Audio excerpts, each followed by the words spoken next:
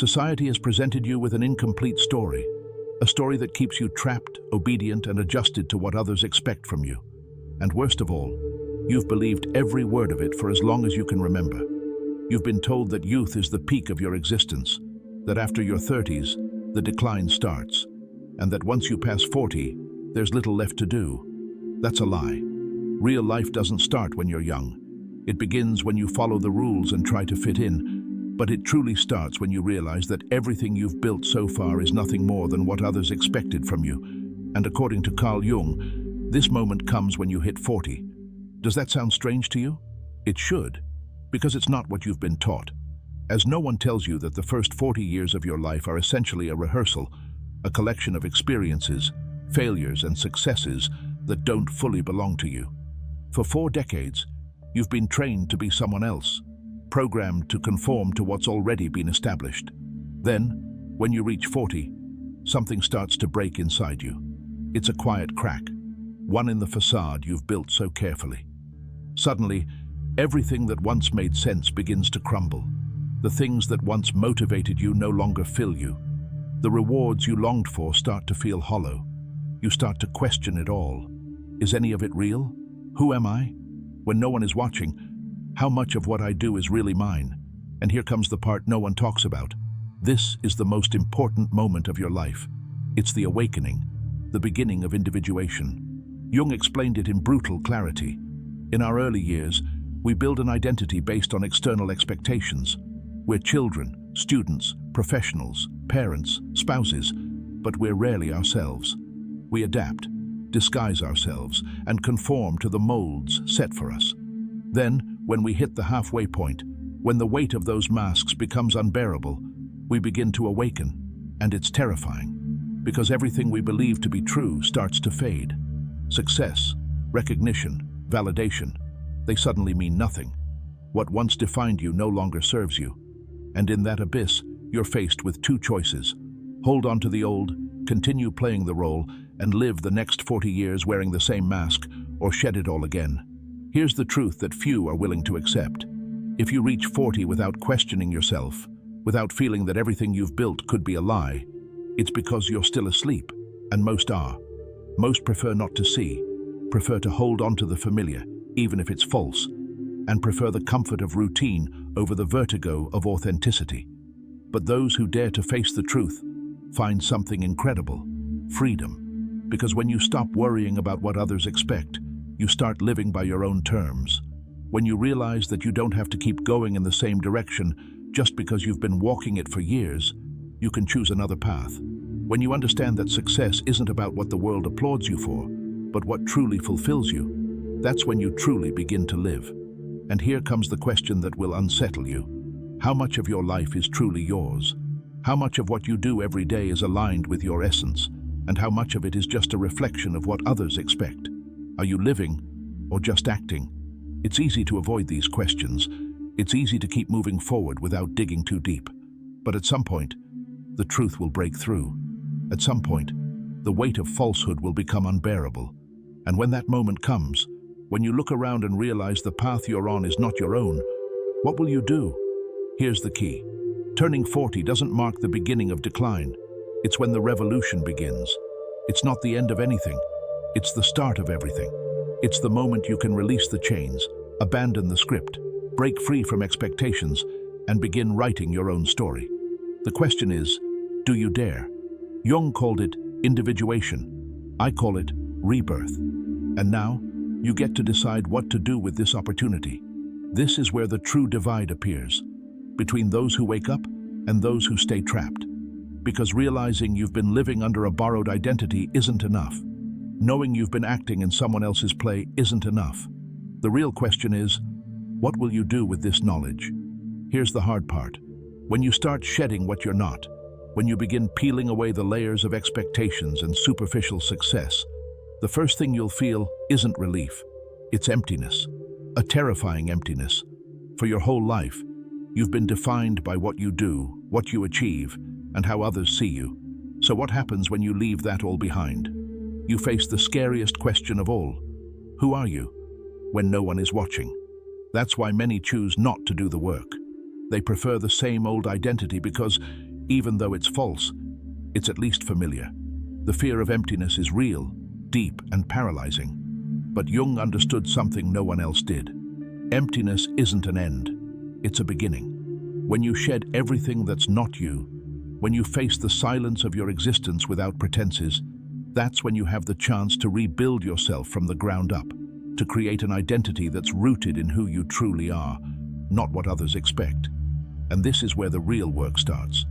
Because discovering your true essence isn't an instant event. It's not an epiphany. It's a process, a journey of trial and error, of continuous discovery. But here's what you need to understand. This process is solitary. No one can do it for you. No one will hand you a manual, a formula, or a clear path. Your true self isn't found in a book, a piece of advice, or a trend. It's found in experience, in action, in the courage to try, to fail, and to start again. Here's the brutal truth. Not everyone will reach this point. Most won't. Most will keep clinging to what they know, to what gives them security, even if that security is false.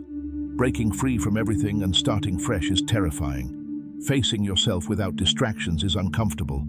But if you dare to do it, if you truly face the void, leave behind who you aren't, and fearlessly explore who you could become, you'll realize the truth that life has been trying to show you all along. It's not about meeting expectations. It's about transcending them. When you free yourself from everything you're not, that's when you start to become who you're truly meant to be. And this is where things get interesting, because when you break away from who you're not, when you face that void I mentioned, something unexpected happens. You realize the world you knew no longer exists. Conversations that once seemed significant now feel shallow. Goals that once drove you now seem insignificant. Fears that once paralyzed you now appear absurd. It's like removing a blindfold and finally seeing reality for what it is. No, it's not a pretty sight. It's a harsh reality filled with tricks played by people who don't yet know they're stuck in a cycle that leads nowhere. And here's the problem no one tells you. When you wake up, you feel alone. You now see things others don't see. You understand dynamics that used to escape you. And the hardest part is realizing that many people around you aren't on the same path as you. Friendships based on superficial interests fade. Relationships built on fulfilling predefined roles dissolve. Conversations that once filled your time now feel hollow. It's all just noise. This is where many get scared and retreat, because no one wants to feel isolated. No one wants to realize that they may have spent years, maybe even decades, surrounded by people with whom they never truly connected. But this is one of the most important parts of the process, because when you shed everything that isn't you, you inevitably free yourself from those who were only there for the old version of you. The false self acts as a brutal but necessary filter, because only when you let go of what doesn't align with your new self can you begin to attract what you truly need. This is where the second phase of your journey begins, because individuation is not just about letting go, it's about rebuilding. And that's what separates those who awaken from those who simply get lost in confusion. Some, upon reaching this point, sink into despair and cling to nostalgia. They long for the days when they could still fit into a world that now feels alien. Others recognize something more powerful. They have the opportunity to consciously choose the life they want to build. Until now, most of your life's decisions have been made under external pressures. You chose a career, a partner, or a lifestyle based on what you were told was right, successful, or acceptable. But now, for the first time, you have the chance to choose for yourself. Here's the next challenge: the fear of making mistakes. When you follow the path laid out for you, you have the excuse of simply doing what you were supposed to do. But when you choose for yourself, when you begin building a life that reflects your truth, there's no one else to blame if you fail. That's why many, even after recognizing the truth, still hesitate to take control of their lives. They remain stuck in limbo, that gray zone where they're neither fully asleep nor ready to move. But this is where Jung's teachings come into play. The individuation process isn't easy. It's meant to challenge everything you fear, to tear down your old self to make way for something new. It's a process of death and rebirth. And like all rebirths, it comes with a period of darkness. But what lies beyond that darkness is a freedom that most will never know. Because when you stop acting based on external expectations, when you start creating a life that truly resonates with you, something incredible happens. Anxiety fades. The endless chase for something that never seems to arrive disappears. The need for validation fades away. The pressure to fit in, to be accepted, to conform to arbitrary standards, it all fades. And in its place comes something much more powerful: peace. Peace that doesn't depend on achievements, recognition, or approval from others. It's the difference between existing and truly living, between reacting and making choices, between being a version of what you were told to be and becoming the most authentic version of yourself. But here's the final secret no one tells you. This process never ends. There's no moment when you can say, "I've found myself. I'm completely free." Because individuation isn't a destination, it's a path. Each new stage of life brings new masks to break, new layers of identity to shed, new truths to discover. What changes is that once you wake up, you can never go back to sleep. And that changes everything. Because once you realize that true life begins when you dare to be yourself, everything looks different. You make decisions with clarity instead of fear. You surround yourself with people who truly resonate with you, rather than those who only stuck around because you fulfilled their expectations. You start living intentionally instead of just reacting to the world around you. And that's the real difference between those who wake up and those who remain in the dream. Because ultimately, the most important question isn't, "What should I do with my life?" The question is, "Who do I want to be?" And once you answer that honestly, everything else will fall into place. And this is where everything gets intense. Because now you know. You can't go back. You can't pretend you haven't heard this, or that you haven't felt that knot in your stomach, that you haven't sensed something inside you shifting. That's the problem with the truth. Once you see it, you can't unsee it. You can try to ignore it, distract yourself, sink back into routine, and pretend nothing has changed. But deep down, you know something's broken, and that crack will only widen until you take the step to cross it. Because if there's one thing worse than living in ignorance, it's waking up and doing nothing about it. But here's the most important part. You don't need all the answers. You don't need to know everything. You just need to take the first step. The fear, the uncertainty, the thought that you might be making a mistake, those feelings are part of the process. And let me tell you this, if you're not feeling fear, you're not truly moving forward. Because growth is uncomfortable. Transformation hurts. That's why so few people get this far. Most get stuck in analysis paralysis, afraid to act.